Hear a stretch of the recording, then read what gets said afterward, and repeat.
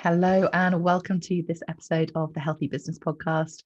Today I have a wonderful guest with me. Sheridan Ruth is joining me to have a chat about predominantly burnout and resilience and how that shows up for us as business owners, but also how we can find that confidence, I suppose build that awareness to help us through our journeys, but also to have the success that we want to. So Sheridan, thank you so much for joining me. Thanks there. Hi, everyone. Thank you for having me. I'm so excited. I can't wait to see where we go and where we end up. Yeah, I know I love these kind of fluid conversations because they're not structured at all, and it's just really interesting, I think, to see where we go and see what comes up. So you are an empowerment coach and somatic practitioner, and looking at that kind of burnout and resilience and how that shows up for people. Now, one of the things that I do with my guests is start with a question, and I'd love to hear your response on this. So, what does a healthy business mean to you? I think a healthy business to me means a business that doesn't override the signals that you get from your body. So I think of it as like a body-based business. What does my body need in my life right now? And how can my business actually support that instead of overriding it? Because I think that a lot of us, especially if we come from a background where we have worked for other people before, or like we're coming from corporate, or we're coming from anywhere at all, really. And even in a lot of the initial and in a lot of the culture for entrepreneurship and small business and big business, is this idea that it's like, what does the business need? What's going to be profitable? How do we go, and make that occur? When sometimes that can override what you need and what your body needs and what your lifestyle needs at the time. So a healthy business to me would be one that would say, okay, what is my body telling me, like, about my business? What feels good for me? What does my body need in my lifestyle right now? And how can my business actually support all of those things instead of being the thing that we put at the top and say everything else can be negotiated as long as we get there. I love that. It so speaks to everything that I kind of resonate with. And I think I see so many people just pushing so hard for business results and really wanting to achieve that. It's one of the reasons they set up their business. But sometimes that comes at the expense of their health, or they kind of forget about the health, or nothing is done about it to promote that health unless there's something that triggers that response. And when it's almost having that awareness and recognizing that actually, if we're healthy as people, we're more productive, we're more positive. Actually, that's going to have a bigger impact on your business results rather than looking at it the other way and kind of forcing us being drained out and kind of leading to that world of burnout. And both of us have experienced that world of burnout, and it's not not a great place to be, is it? It's not. And it's so hard, especially when you're the person who is kind of responsible for everything and you're just consistently tired and resentful and there's no creativity, there's no spark, there's no inspiration. And it's so detrimental because you're getting to this, you achieve burnout because you wanted something to be successful, or let's generalize and say that that's generally what happens. But because you push so hard to get to that success, you become something that honestly, I think that people prefer to work with people who are not burnt out. Yeah, absolutely. It is that. It's that impact on other people. I think I see that with clients, that they want to work with people who inspire them, not who are feeling drained themselves. They want to see that solution, that, it is about inspiring people, I think, isn't it? Knowing that person can help you, but also support you in that journey. Yeah. Tell me a little bit about your journey of burnout and where that's led to you kind of doing the things that you're doing now. Yeah.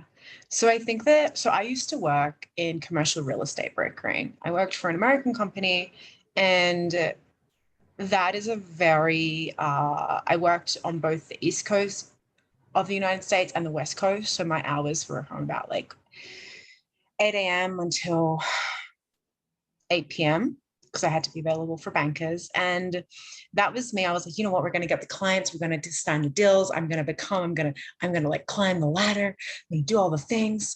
And for me, I was like, I can do it. I can do it. I've got this. I can do it. And I kept pushing and I kept being available all the time. And then I had more people ask for things. And oh my God, look at Sheridan. She's doing all the things. And my boss would ask something and my colleague would ask something. And I really struggled, number one, saying no. Number two, asking for more money that would actually end up supporting me so that I could do things that would help me, like get a cleaner and like take off some of the other baggage that I was carrying, right? I was doing all of the things. And a lot of it came out of pride. I can do this. It was like I wanted to prove myself. And then it got so bad that I couldn't do anything. I had to kind of step back. I took maybe a month off of work. In true like overachieving style, that was when I did my yoga teacher training. I was like, I'll take a month off. I'll just do an intensive yoga teacher training. Like, not a big deal. But when I did that, everything changed. Like everything in my entire life changed. I'd been practicing yoga for a decade, but once I did that teacher training, I understood, oh, this is what the body is telling me. This is what I actually need. This is what I want. And when I went back to work, it was one of those moments where I did have the courage and the confidence to say, okay, guys, this is what I need in order to keep working. And unfortunately at the time, but I think fortunately in the long term, the company wasn't willing to meet me there, the bankers, it wasn't going to work. What I needed didn't match up with what they needed. So that was when I started actually just working as a yoga teacher, which turned into yoga psychology, yoga for mental health, as an entrepreneur. And I worked a lot. And I had clients all day, every day. And I ended in the same place, exhausted, tired, sick. I lost my voice. I work in the online space. My voice is extremely important. I can't teach, I can't support, and I can't coach or educate without my voice. I lost my voice and I was like, oh, here we are again. How did we get here if I'm supposed to know all these things? And, fortunately at that point I did know more things. So it was easier for me to kind of catch it, nip it in the bud and just say, okay, we're not going to have that happen again. This is why it's happened. And I think from there, it's just been a consistent practice of prioritizing and becoming aware of the things and the tendencies. Everyone has their own unique tendencies that can lead to burnout. So it's like becoming aware of that, really feeling that like in your body, like what are the signals that I get from my body and from my environment when those things could begin to happen? And what do I need to do or confront to put in place the practices, systems, boundaries that I need to avoid burnout? Such a similar story to mine. So similar, of being in that corporate space, hitting burnout from just working all the hours, doing all the things, and then retraining in the holistic space, and then heading into burnout because you want to get results and you're suddenly doing all those things, and you lose that idea of having more flexibility, more freedom when you're working for yourself. If you're such a giver, which so many people are, especially women, then we find ourselves overgiving if we don't have those boundaries in place, if we don't have those support systems, those support kind of tools in place. And I know so many people that are in or have been in a really similar situation where corporate has led to them wanting to make changes. Some of them are going back into corporate, but a lot of them kind of, if they're setting up their own business, one of the reasons they left that corporate space was to have that flexibility. And then suddenly we find ourselves back in this kind of road to burnout again and thinking, okay, you're right. How on earth did we get there? Yeah, it's like 9 p.m. and you're closing your laptop and you're like, wait, wasn't the whole point to not be doing this? Yeah, definitely. And that's exactly when I kind of realized that I can shift my business model. I can do things in different ways. But also I think that, as your own business owner, you are in control of your day. You can say yes and you can say no to things. You can do things in the right way that works for you. It doesn't necessarily mean working less hours. It's working smarter and recognizing what your body needs, I think, as well. It isn't about, only working 2 hours a day, because most of us run our own business because we love what we're doing, and working hard is part of that. And I get that. But two things you mentioned there, boundaries and support. are just so important, aren't they?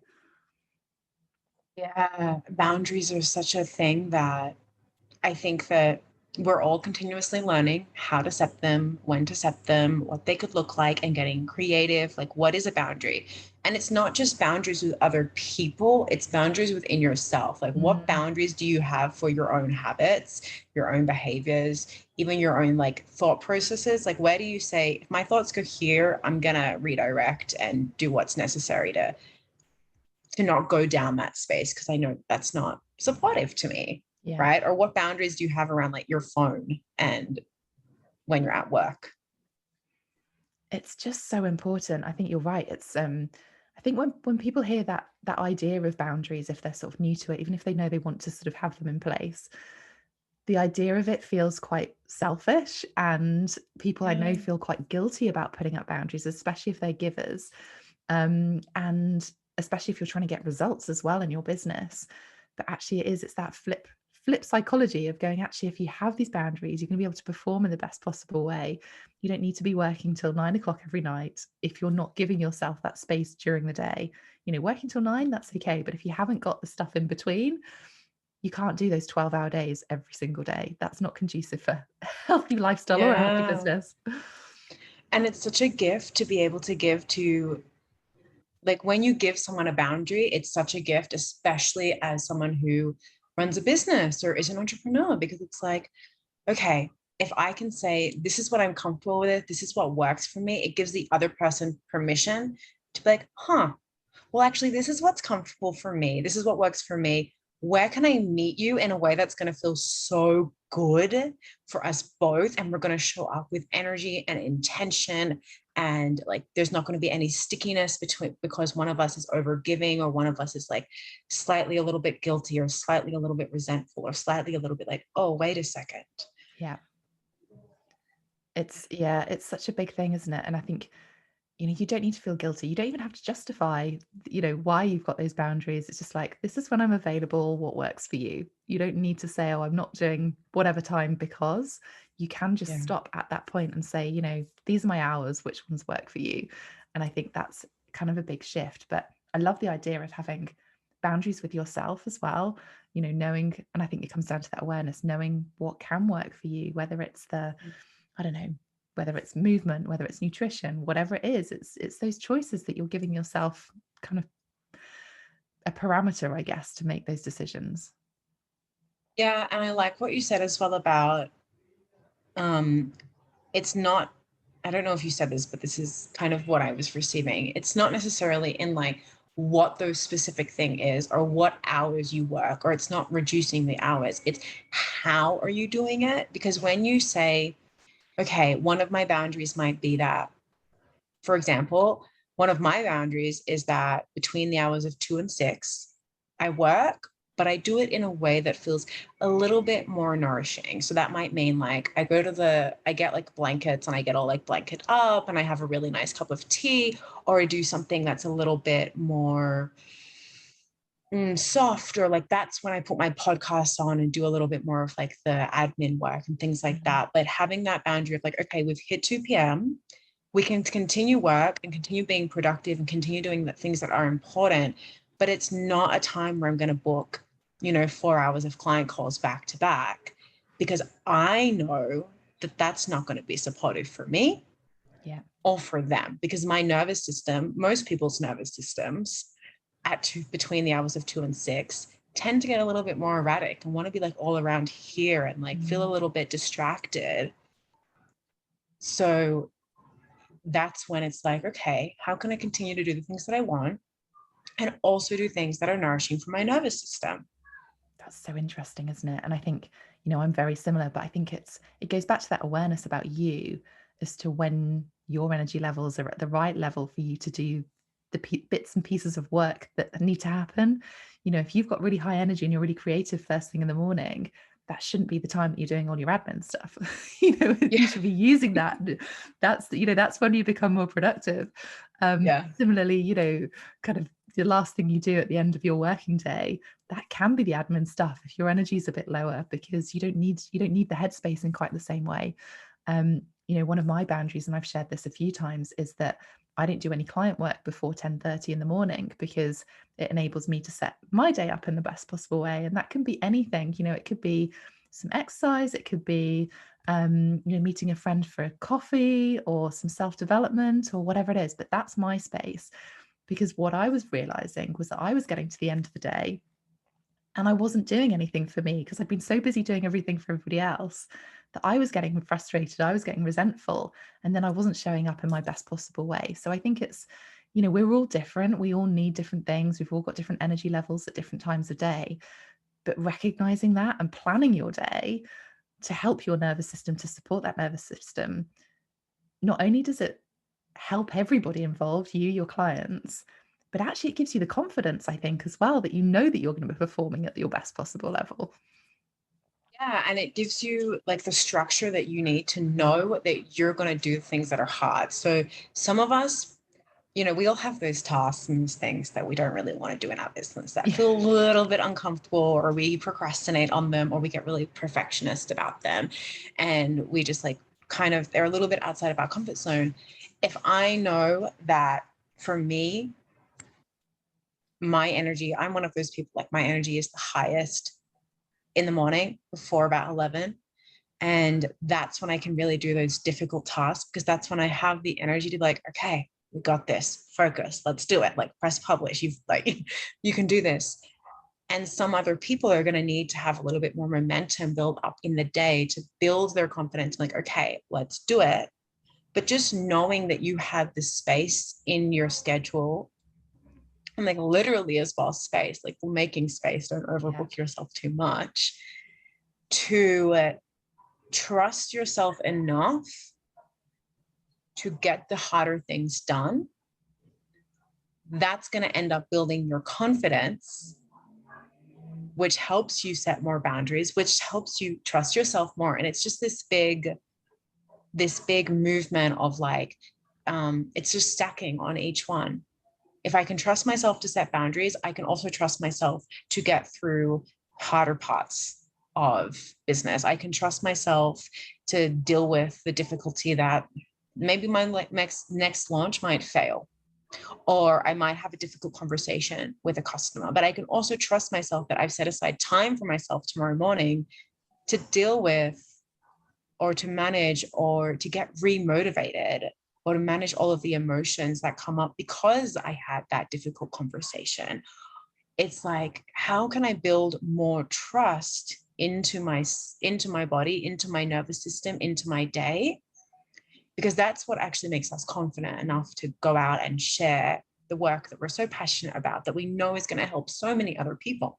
Mm, definitely. And I think you're right. You picked up on there around, if we're doing a launch or we're doing something that requires us to be more present or to push a bit harder, recognizing that you also need that time afterwards to give yourself that space to come back down again. And I found this when I first started in my business and running courses and things, that I'd launch and then I'd go straight into the next thing and move on, and I was exhausted. And now I'm always like, right, okay, I know that I'm going to need more, and I potentially plan in more time to bring that space back down again than I maybe need. But it gives me that creativity. It gives yourself so much more than just that rest, because you can then perform, you can then deliver that course or whatever it is that you're doing in the best possible way, rather than just on this constant hamster wheel. um Understanding your nervous system, I think, is something that, especially over the last 2 years with the pandemic, where our boundaries were forced to change, we were forced to do things in a slightly different way. um and our nervous system was kind of pushed even higher. And I think there's so many people that are kind of coming out of that. But in fact, we're almost doing more because we feel like we need to go and see those friends. We need to go and, take our kids to do more activities. So we're almost doing more rather than going, okay, the world has taken us into a place where we've not necessarily had to do more. A lot of us have kind of done less, but we've done it in a different way that has pushed our nervous system, that we're then kind of coming through and going, okay, what I want us to do even more than that, I want to support more people. But I think so many of us, what actually we need to do is give ourselves more space and pull back from that. I'd love your thoughts around this. I think that's such a good point. And I'm having kind of two thoughts around it. Number one is that your nervous system is always just looking to be safe. that it just needs to be safe. It needs to know that you're safe. And we have all collectively developed an understanding or even a belief or kind of just taken on the information that we are actually not as safe as we perceived that we were. We were not expecting something like this to happen. We were like, so now our nervous system is like, whoa, what do you mean? This is possible? Like I could just go out, I could pick up my groceries and get really, really sick and then give it to my entire family. That's a possibility. I didn't know that was a possibility. And so naturally, when your mind starts to receive that information, your body is going to respond and be like, okay, we need to fix, we need to plan, we need to do, we need to da, da, da, da, da, da, da. Or it's going to be like, oh, I can't do this. This is too much. And it's going to go into like what I call the blue zone, which is that helpless feeling like, oh, I can't do this. This is too much. It feels heavy. I can't. And I think a lot of us, particularly people who have continued with business, have maybe tended towards more of the doing, planning, organizing, protecting, particularly if we have family members. Like, what do I need to do to protect the people around me? Because I've perceived that we're unsafe. So what do I need to do to make sure that we are going to be safe? And when we have stayed in that, because also, you know, if we all own our own business and we all are responsible for our own income, we're dealing with the uncertainty that often comes with that, which uncertainty, the nervous system says, uncertainty is insecurity, uncertainty is unsafe. I could die. If I don't know what's going to happen, I could die. And so we have all of these things compounding. And I think a natural reaction very many times is to just go into like, okay, how can I fix this? When actually what we need is, okay, how can I make my body understand and know that I am safe, that it will be okay, that I've got this? And sometimes it's just little things like the tiniest thing, making sure you're hydrated all the time. Instead of, you know, working for 2 hours and like, I have to drink water. Or moving to like towards more calming practices, yoga, meditation, body yantras, things like that. And like building that into your day, doing yoga nidra. It's also when you're working, can you like just, there's something that in somatic experiencing we call orienting, which is the simple act of looking around your space and orienting yourself. So looking around your space and orienting yourself, particularly lifting your chin so that your head tips back and you create a crease at your neck, because that's telling you, okay, I've looked around the space. I did not see any danger. Okay, we're safe. And it can be just building those things into your day so that your nervous system, like, okay, cool, we're safe. Now I can act from a place of what do I want to create, what do I want to do, what do I want to provide, how do I want to serve, who do I want to help, instead of I've got to get this stuff done. Yeah, so important. And I love those really, really simple tips that you can easily integrate into your day, you know, making sure that you have enough water, even just the act of kind of looking around and giving yourself, your body, those kind of signals, those physical signals that everything is okay. They're so simple that you can, you know, you can just put them into your day, whether it's setting a reminder, whatever it is that you need to do, just to give your nervous system that support that it can do. And I think so much of that is around, you know, resilience or helping us build resilience, helping us have that kind of inner confidence that actually everything's okay, everything's safe, I can still keep taking these actions, knowing that my body is going to be okay. And that, you know, that has a huge impact on our well-being, emotional well-being, as well as physical well-being. And then that has an impact on, you know, our happiness and the joy that we're getting from things. And I think, again, it almost goes back to the idea of this sort of feeling selfish if we've got boundaries, or feeling guilty if we have them. It's okay to have joy. It's okay. In fact, it's brilliant to have joy. It's okay to feel happiness when the world is not experiencing that, because that's how we keep our inner health. And I see so many people, have had so many conversations recently about this. You know, there's a lot going on in the world. There's always going to be a lot going on in the world. We need to protect ourselves. We need to keep ourselves safe, our emotional self safe. And that doesn't mean that you have to feel guilty about having joy or feeling happiness. And we can have those little micro moments that help us through that. Yeah, I always think of, you know, if you're the type of person who's even having those thoughts, you're probably also the type of person who really wants to do good in the world. Whether that be you just want to raise really wonderful children, or you want to be the CEO of like a mega multi-millionaire company. You want to create good things in the world. In order for you to create good things in the world, you need to be coming from a place of groundedness, of stability, because that's what helps you access love and patience and compassion and joy, all of the things that you need to create good things in the world. Yeah. So it's when you're feeling guilty, you're not of service to anyone else. Yeah. When you're burnt out, you're not of service to anyone else. You might feel and think and act and try to be, but really, truly, you're not. And you are helping 100%, but you're not doing it to your full potential, which means that they're missing out as well. It is. It's that impact that you can create, the ripple effect that you can create if you're looking after yourself in the best possible way. Totally resonate with that. Um, totally resonate with it. And I think these levels, it is an evolving journey, isn't it? It's not something that we kind of put in place and go, okay, I've done that, I'm fine. It's this constant evolving. And I think, especially if you're growing your business and you're scaling it, every time you're taking that to the next level, there's going to be different things that come up for us. Whether it is the challenges that we need the resilience for.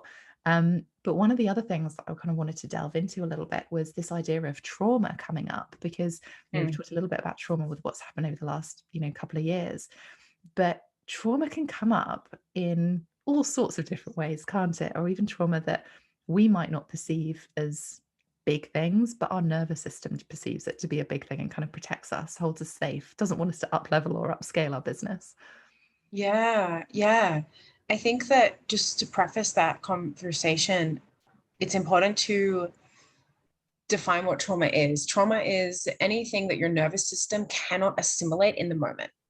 So it's traumatic to step out onto the road and have a car pass you and be like, oh, that was too much for my nervous system. Like, it was too close. And then later on that night, you're like, oh my God, wow, that was kind of scary. Because that car passed and that was kind of scary. So that can be a traumatic event. It can be a breakup. It can be something that we don't remember, but it's anything that your nervous system cannot process in the moment.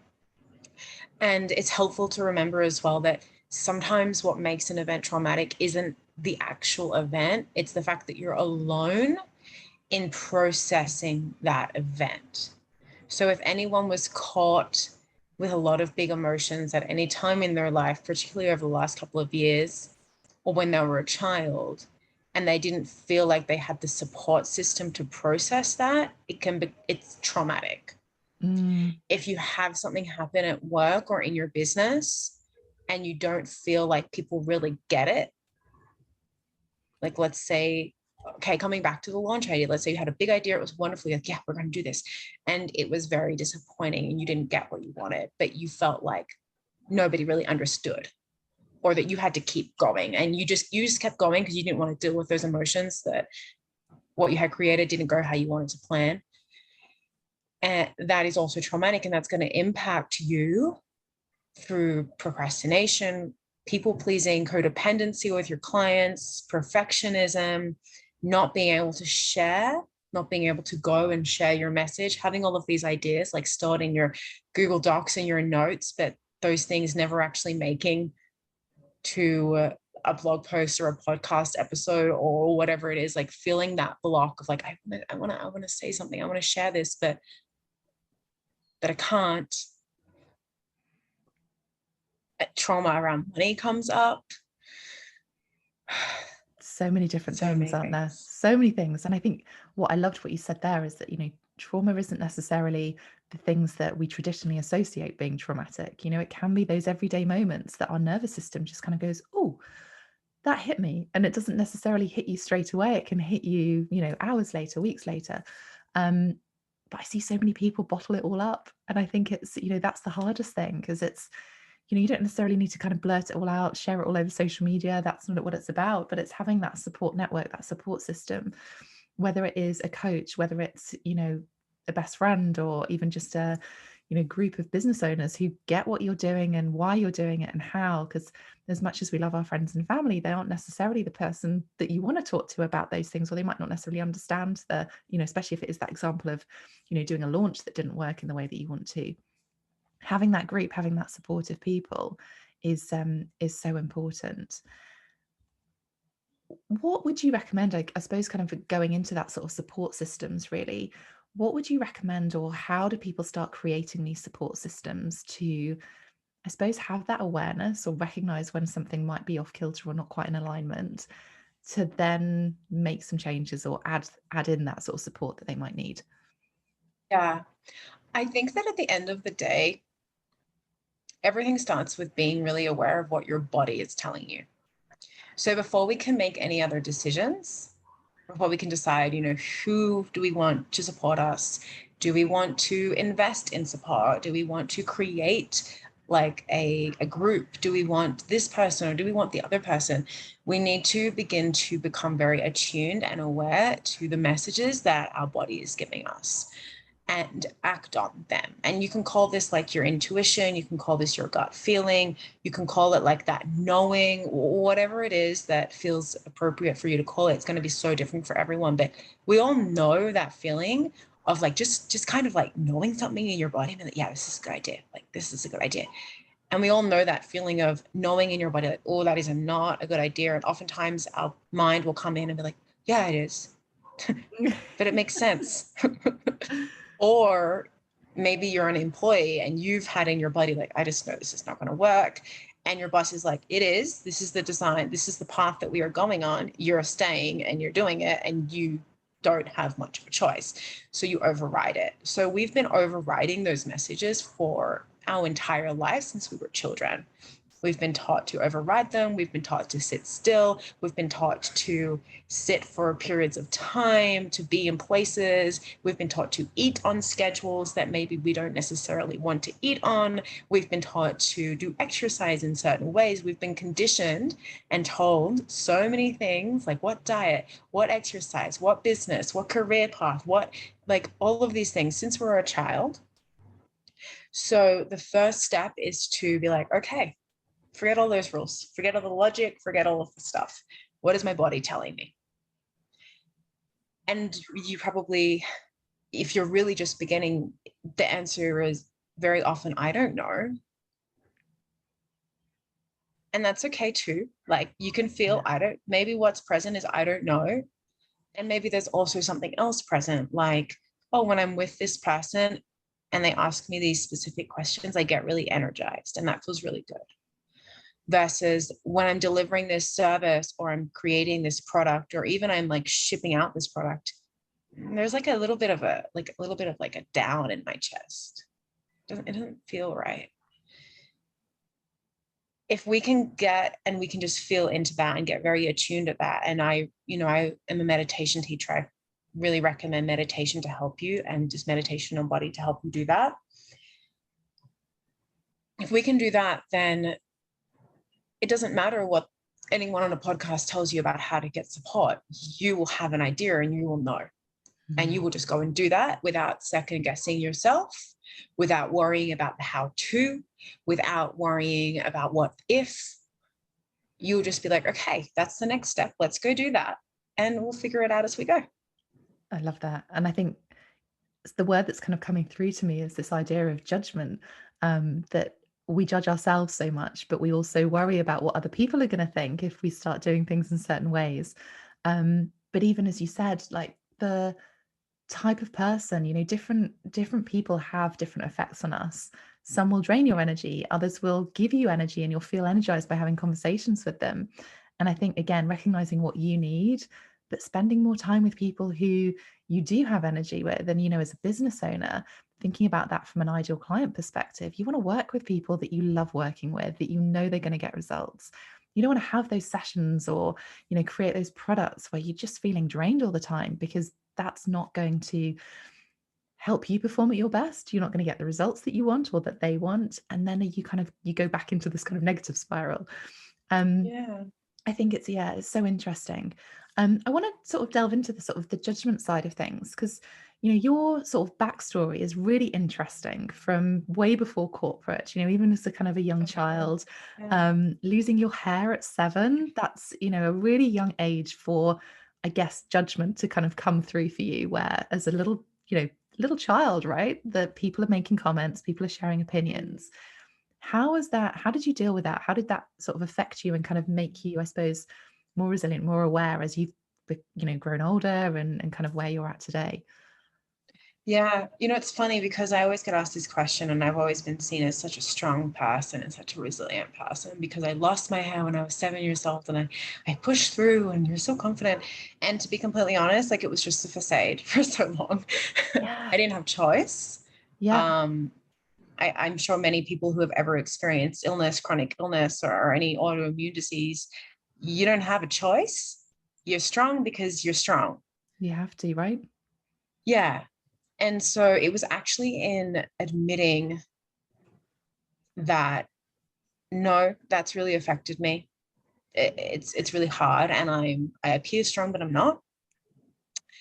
That allowed me, and I think that's where the resilience is, and that's Mm. allowed me the confidence, not the confidence that somebody sees you and says, like, I'm bald, so they go, oh, you're so confident. What they're saying is you're courageous to do something that other people might think is different or could lead you to be judged or Yeah. alienated. That's the truth of it. They're not really saying you're so full of resilience and self-trust. They're saying, aren't you courageous? And I don't want to Yeah. call you courageous. They're making a judgment, and it's not a bad thing. It is true. It's hard sometimes to stand out or to do things that, and a lot of the time it's not that there are judgments that we have that are kind of, I would like to say, kind of like intrusive, or we like invent them. For example, I might be like, oh, Sarah's going to judge me if I um, say that I'm not available after 3 p.m. She's going to think I'm lazy. That's probably an invented judgment that I have. Yeah. It's probably not Totally true. invented, by the way. Yeah, Yeah. yeah, yeah. It's not real, and especially like, oh, everyone's gonna think I'm a really awful person if I'm happy while something bad is going on. Probably Yeah. not true for the most Yeah. part. There are going to be exceptions. That happens. People judge. But there are also judgments that happen that are really real, such as maybe you want to say something or do something that's different, or you want to appear different, and people are uncomfortable with different and unknown. Mm. And so they project onto you all of their insecurities about different and unknown. And it's easier for them to judge you or stare at you or talk about you than it is for them to confront the fact that maybe part of them kind of wants to be like you. Maybe, especially with hair loss, like, what's happened is that a lot of people will project their fears around losing their hair onto me and want to fix it. Have you tried this? Have you ever done yoga? Like, I've heard it's really good. Um, because they're rightfully scared that Yeah. they might lose their hair. Yeah, of course. Like, if it can happen to me, what if it could happen to your child? Like, so there are stares and there are judgments and all of that. And I think that it's taught me how to discern between those, but it really taught me in the beginning. In the beginning, it really taught me there was something wrong with me. Mm. And That as a was really the young lesson. child, that's hard, right? Like Yeah. it's so interesting. Well, I've got 2 little children, 8 and 6, and we have had conversations about what is normal. And it's such a I love having it because I love seeing things through their eyes. Um, and the reality is that everything is normal, right? Like there isn't We're so Yeah. conditioned by society as to what everything should look like, how we should act, even as you're saying, what time of day we should eat, types of things we should eat. Um, and it's, It, it's so interesting as to what is normal, right? it's so interesting as well. And you can probably imagine this, but I was 7 when I found my first bald patch. It was at the hairdresser's, and the hairdresser kind of found it. And I felt her cold hands on my skull, and I was like, that's not how it normally feels when they cut my Yeah. hair. And everyone runs over and is like looking at my bald patch. And my first thought was like, okay, whatever. I loved my hair. I had beautiful, beautiful blonde brown hair, and I had a widow's peak, and it was like pride. Everyone always complimented me on it. But I was also like, whatever, like I'm so losing my hair. Like, okay, like that's kind of frustrating, but like not a big deal right now. It's Yeah. fine. But it was a big deal, and it came out of love that my family and my friends wanted to get treatment and to fix it and to hide it. That came out of love. But what it taught me was that my initial reaction was incorrect, Mm. and that there was something wrong with me. And so, like, the process of unlearning that and developing the strength to confront all of those fears, because mine is with hair loss, but we all have a thing that happened. Yeah. We've all been on journeys. We've all had different experiences. We've all had judgments thrown at us, opinions, whatever it is. I think there's always Yeah. something. There's always a comment or an action that we have stuck in our mind with whatever it is, right? Yeah. We all have like that one thing, that breakup, or the thing that your dad said when you were 13 years old. And Yeah. it's like, yeah, it's just right there. And so we all have that. And so it's just a massive opportunity to learn to confront the emotions, because a lot of the time I think coming back to burnout, I think that we actually end up in burnout because we don't want to confront the emotions that we're having if we stop doing things. Yeah. If I don't move into my next launch after my first launch, I would have to confront my emotions about the first launch. So I would, I'm just not going to do that. I'm just going to keep going. Yeah.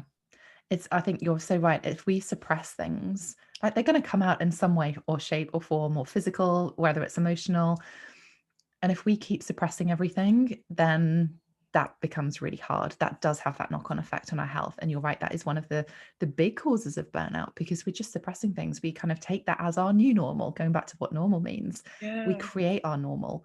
And whether that's through judgments, opinions, or actions, we create our own normal, and we can uncreate that. You can create a new normal, I think, can't you? And the one that does support you, that does give you resilience, that avoids burnout, that avoids the overwhelm. But you can still have success with all of that. And I think Yeah. that's the message I think that we're both of us kind of trying to get across here, is that you can have that. You don't have to be, working all the hours, pushing yourself to burnout, worried about what everyone else is thinking. And you can still get results off the back of that. In fact, you're more likely to, because you've got that confidence, you've got that inner, not necessarily inner steel, but you've just got this kind of confidence, that health that promotes all of those things. You're then at your optimal levels, which enables you to move forward within your business. So many amazing things we've covered today. I love it. I feel like we could just chat all day on this. I'd love to kind of, I suppose, wrap this up in the sense of, we have talked about lots of different things, but burnout is one of those key things that we see time and time again, that people don't necessarily realize that they're heading towards burnout, but they know they want to be confident. They know they want that resilience. Share with me a few tips on, how people can support themselves, whether it's through awareness or whether it's through that recognition, and kind of, moving through, striving for those results, but doing it in a way that works for them. Yeah. I think tip number 1 is to have regular check-ins with yourself. And that doesn't need to be a ritual thing where you light a candle and get your journal out and create, but having times in the day where you go, okay, like, what am I experiencing right now? So I think of it for a check-in. For me, I always think of it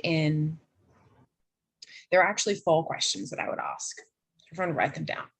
Number 1 is, what physical sensations do I have? So what is the physical state of my body? Am I tired? Am I feeling energized? And just like by beginning to just notice this information, you get to understand oh, if my day was like this and I feel energized, oh, that's information. That's how interesting. I could do something with that information. So like, what physical sensations am I having? Do I have cramps? Do I have tension in my neck? Just notice it, non-judgment, don't need to do anything, don't need to fix it. Just, what physical sensations am I having? Number 2, what thoughts am I having? What thoughts are here? And it's important to make the differentiation between you being your thoughts and you being the person that witnessed your thoughts. So like, okay, what thoughts am I having? Not judging them. I'm thinking about dinner. I'm thinking about my partner. I'm thinking about Susie, whose call this morning didn't go how I wanted it to go. I'm thinking about this. What thoughts am I having? And like, what's the quality of those thoughts? Are they anxious? Are they nervous? Like, are they excited? Are they happy? Like, what thoughts? Just doing this check-in. And then what emotions? And a lot of us don't have emotional literacy because we were never taught emotions. We were never taught what the words of emotions are. So if you just Google emotions wheel, go onto Google, look it up. And there's a wonderful many resources on what emotions we can feel. And maybe just look at that wheel and name 1, 2, maybe 3 emotions that you might be feeling. I'm feeling disappointed, excited, and apprehensive. That's my emotional state right now. And maybe you look into that, you feel them straight away. Maybe it's very obvious, and maybe it takes time. Totally fine, not good or bad. And then my other question is, what am I avoiding right now? What a great question. Especially for business, because there's always something that we are avoiding. I'm avoiding the discomfort of setting that boundary. I'm avoiding this feeling of guilt. I'm avoiding writing the post that I know is going to lead to more clients. I'm avoiding my email inbox because it's overflown. I'm avoiding making dinner because I hate making dinner. Like, what am I avoiding? And when you have that information, you can decide what you want to do with it. You can decide if you go and do the thing or if you change the thing. If you go and process the emotions, however you want to process them, you decide. But if you can check in with those things and hopefully start making some decisions that will nourish them. So if you notice, like, I'm feeling a bit tired, okay, go rest. Start listening. Go and do that. Yeah. You're not going to have true confidence and true resilience until you start listening, because confidence is not, look at me, oh my God, I'm so wonderful, I'm doing different things. Confidence is your subconscious trust that you will do what is best for you to get yourself through difficult situations. So if I can't get myself through, it's 4 p.m., I'm tired, I want to go and lay down for 8 minutes, then I'm not actually going to feel confident and trusting in my ability to do the bigger, harder things in life. Yeah, and you're right. It is starting with those small things, those little habits that then stack up into bigger things that give you that confidence, that ability to say, actually, yes, this is what I need. This is what I'm going to do because I know that that's going to have a positive impact on whatever it is that you're trying to do. Clients mostly, business mostly, family mostly, but most importantly, yourself. And I think that's where we're kind of coming to. It's that inner belief, that inner confidence, recognizing what you need so that you can achieve the things that you want to, life and business, but doing it in a way that works for you. I have loved our chat. So many things align with me and how I view things, and really what I'm trying to promote on the Healthy Business podcast of building that business in a way that works for you, that doesn't compromise your health, but still gives you those results that you want to. Sheridan, thank you so much for joining me. Where can people find you if they want to learn a bit more about you? Yeah, thank you, Sarah. You can find me website. Well, you can also find my email, but I'm going to give you my website. That's easier.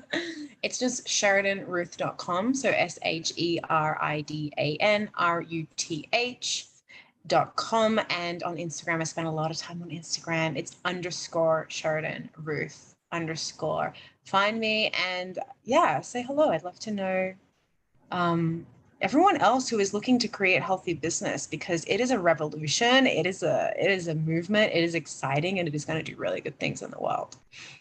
Amazing. Go and find Sheridan, go and connect with her. She's a truly wonderful human. And yeah, I've loved our chat. Thank you so much for Thank you joining so me. much. Thank Yeah, you for thank you. listening to us today. I hope you've enjoyed it. We would love some feedback. Feel free to rate and review. Leave us a comment over on Instagram, either on Sheridan's Instagram or my own, Sarah Cook Coaching. And I will see you on the next episode.